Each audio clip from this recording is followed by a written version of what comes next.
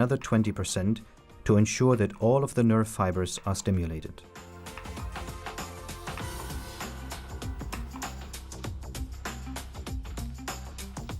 During a constant current intensity, 10 consecutive stimuli are triggered.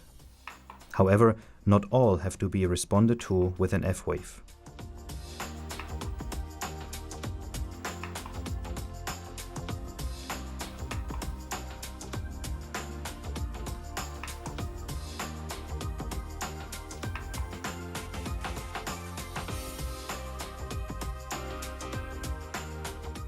Following this, the latencies cursors of the F-waves are placed. The amplitude markers are set on the highest negative and highest positive peaks.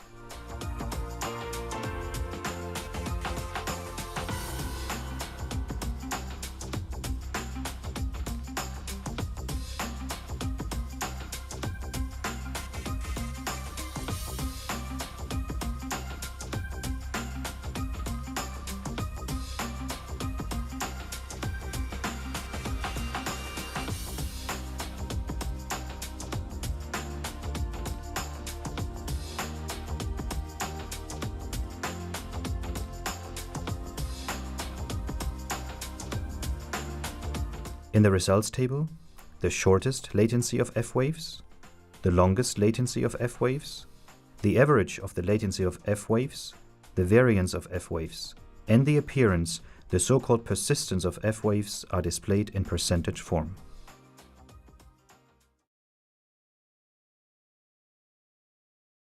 The repetitive stimulation by using the example of the accessory nerve. The repetitive stimulation, which is also known as the myasthenia test, is a measurement for the diagnosis of myasthenia gravis. This is a neurological disease that is characterized by stress-related muscle weakness. In this instance, the examination will be demonstrated on the accessory nerve. However, it should be noted that it is also possible to examine all other motor or mixed nerves. The disease begins in the proximal musculature and spreads toward the peripheral. Therefore, it is useful to record at both a proximally small and a peripherally large muscle. The active electrode is placed directly on the trapezius muscle, which can be felt out when the patient constricts the muscle by pulling his shoulders up. The inactive electrode is placed on the clavicle.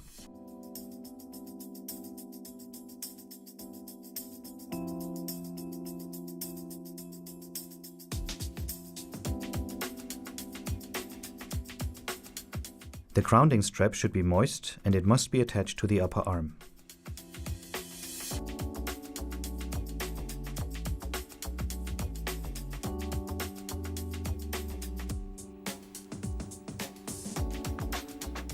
The accessory nerve is stimulated laterally in the neck behind the sternocleidomastoid muscle. The exact stimulation position can be determined by turning the patient's head to the opposite side.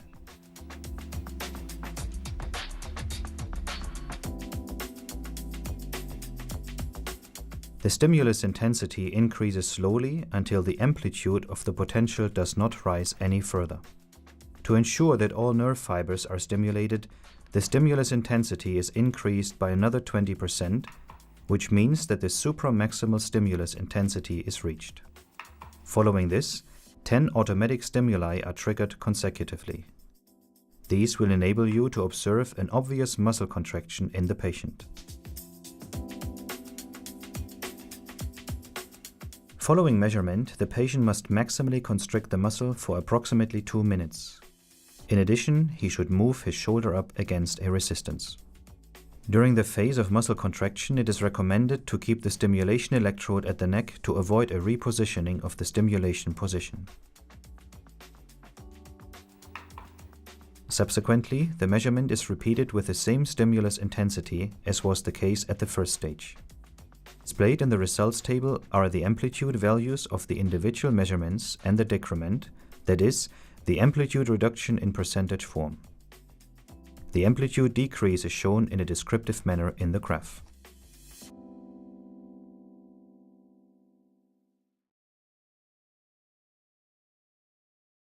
Motor neurography of the facial nerve.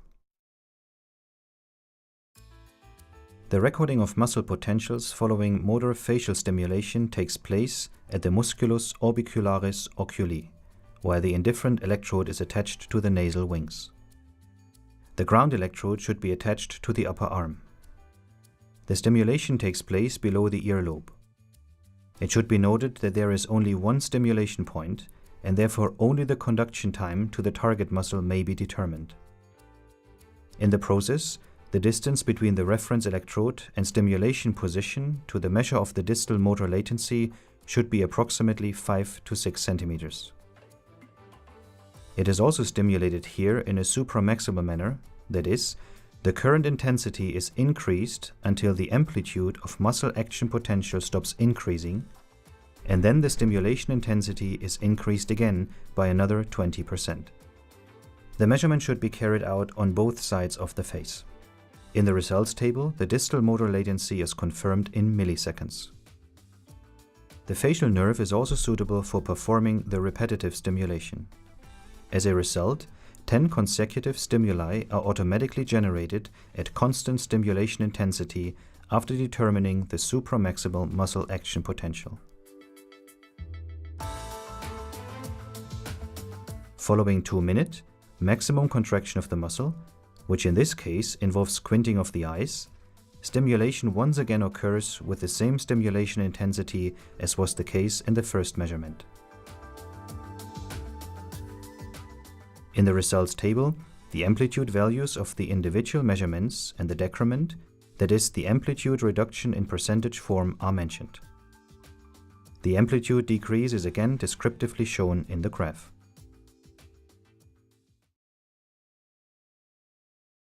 Sensory neurography. The implementation of the sensory neurography is basically similar for all nerves that are available for this examination.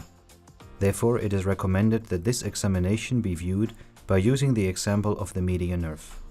The techniques shown and described herein are essentially repeated in all other nerves, particularly when it comes to the basic application of the stimulation and recording electrodes and the method of distance measurement. The instrument settings for the sensory neurography should be selected as follows. Amplification, 8 microvolt per division. Time base, 2 milliseconds per division. Stimulus frequency, 1.3 Hz. Stimulus duration, 150 microseconds.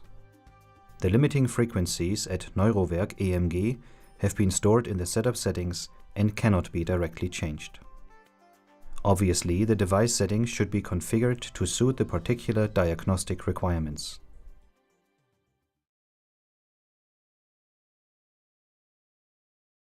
Sensory neurography of the median nerve in orthodromic and antidromic technique. The median nerve runs through the middle of the forearm and innervates in its sensitive endings at the base of the thumb, the forefinger, the middle finger, as well as the medial side of the ring finger. The different or active electrode is positioned precisely above the nerve path at the wrist. The indifferent or reference electrode is approximately 3 centimeters proximally attached. The moistened ring electrodes are used as a stimulating electrode and placed on the forefinger. The cathode, which in this case the black minus electrode, is located proximally to it. Frequently, the degreasing of skin and the use of an abrasive skin cleaning paste is required to reduce high stimulus artifacts. The ground electrode is attached between stimulation and recording electrodes. It should be taken into account that the ground electrode is always moist and fastened tightly.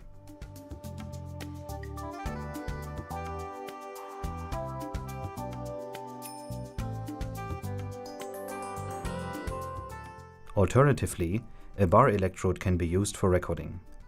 Also in this instance, the plus labeled indifferent or reference electrode is located proximally. The stimulation starts with low stimulation intensity and increases slowly, while the stimuli are triggered cyclically. If the recording electrode is placed in the right way, a sensory potential can be registered with a stimulation intensity starting from approximately 3 mA.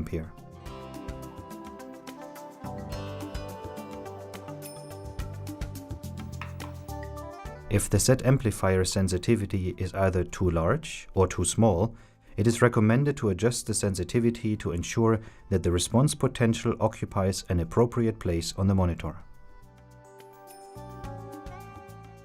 To obtain a clear response potential, the potential should be averaged 10 times by using the averager.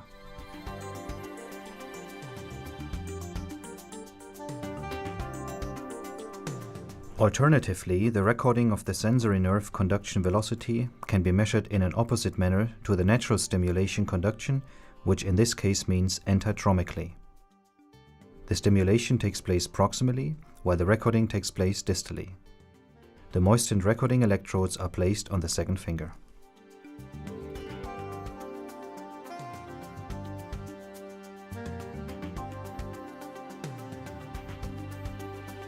The stimulation electrode may be used with moistened felts or metal inserts that are moistened with a conductive adhesive paste.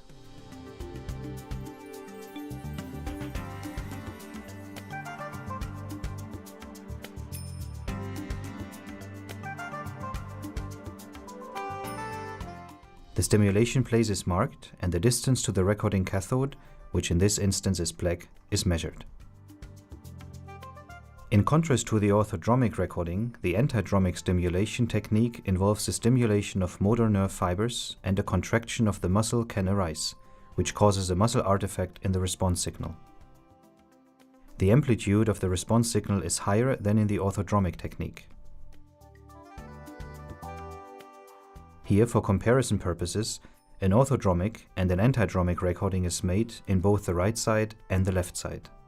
The orthodromic recording on the right side with 2 microvolt and the antidromic recording on the right side with 8 microvolt and muscle artifact.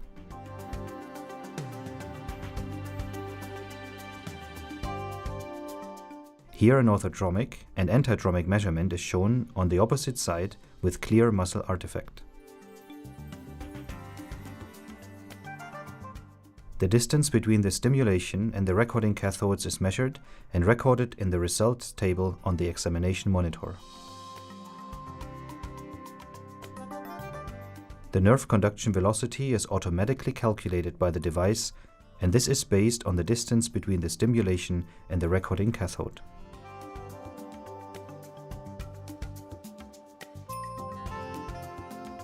As an option, the surface temperature of the skin inside the examination area can be displayed by using a temperature sensor. It should be considered that, depending on temperature, the sensory nerve conduction velocity changes. Usually, the device exactly places the markers for latency and amplitude automatically. If, due to pathological conditions or standard variance, this does not occur, the marker should be corrected manually to reach precise data regarding nerve conduction velocities and amplitudes.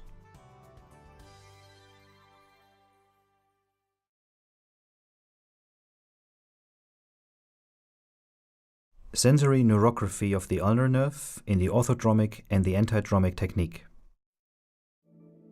For measurement of the sensory nerve conduction velocity in the orthodromic technique, which is shown here at the ulnar nerve, moistened ring electrodes are placed as a stimulation electrode on the little finger.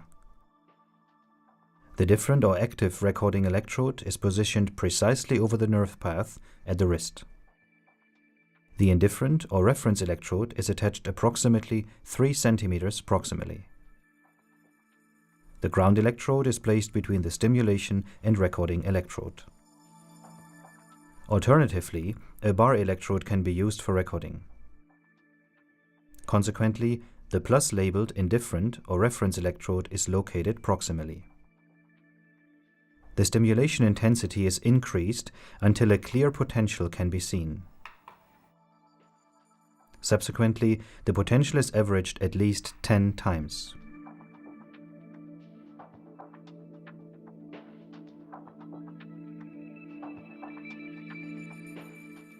In the antidromic technique, the stimulation takes place at the wrist and the recording occurs at the little finger. By increasing the stimulation intensity, a significant muscle artifact can be seen. This disappears when reducing the stimulation intensity.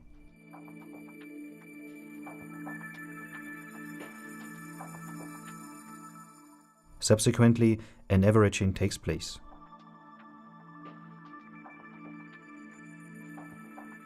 The distance between the stimulation and recording cathode is measured and entered in the results table.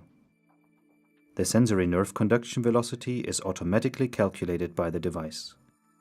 Here, for comparison purposes, an orthodromic and an antidromic recording is made in both the right side and the left side. Sensory neurography of the radial nerve. The measurement of the sensory nerve conduction velocity on the radial nerve is shown here in the antidromic technique. A recording in the orthodromic technique is also possible. The adhesive electrodes are placed on the back of the hand between the thumb and the forefinger. Alternatively, a bar electrode or ring electrode can be used for recording. The ground electrode is placed between the stimulation and recording electrode. The stimulation occurs in the nerve path of the superficial branch. The stimulation intensity increases through repeated stimulation triggering until a clear response potential is shown. Subsequently, the potential is then averaged by using the averager. The distance between the stimulation and recording cathodes is measured and entered in the result table. The sensory nerve conduction velocity is automatically calculated by the device. Here, for comparison purposes, an antidromic recording is made on both the right and the left side. Sensory neurography of the peroneal nerve.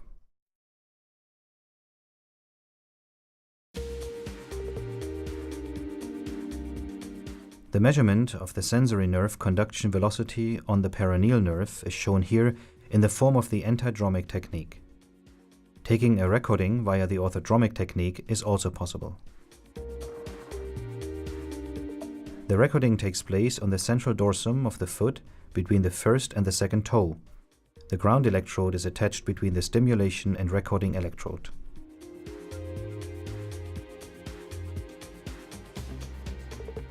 It is stimulated 12 cm above the ankle joint, just before the beginning of the fibularis longus.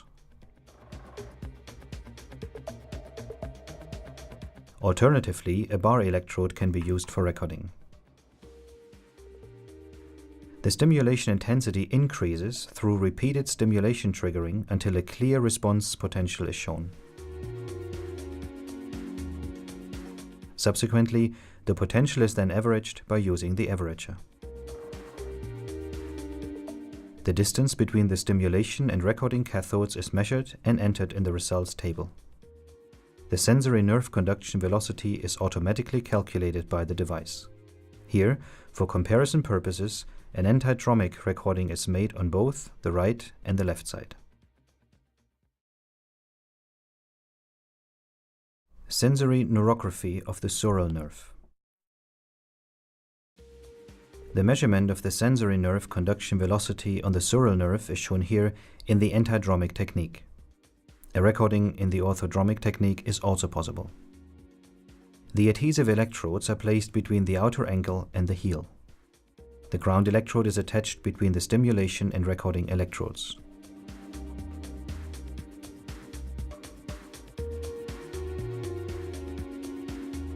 The nerve stimulation occurs in the nerve path approximately 2 cm lateral to the Achilles tendon.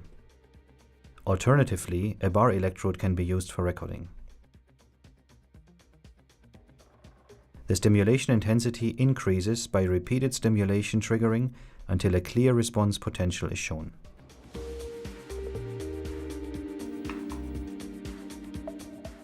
Subsequently, the potential is then averaged by using the averager.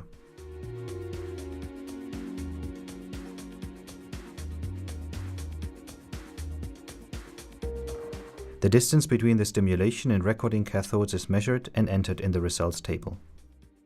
The sensory nerve conduction velocity is automatically calculated by the device. Here, for comparison purposes, an antidromic recording is made on both the right and the left side.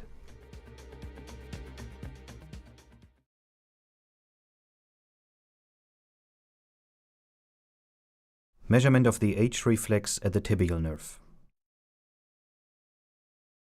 The measurement of the H reflex is particularly used in the diagnosis of proximal parts of peripheral nerves, as well as the structural integrity of the proprioceptive reflex arc.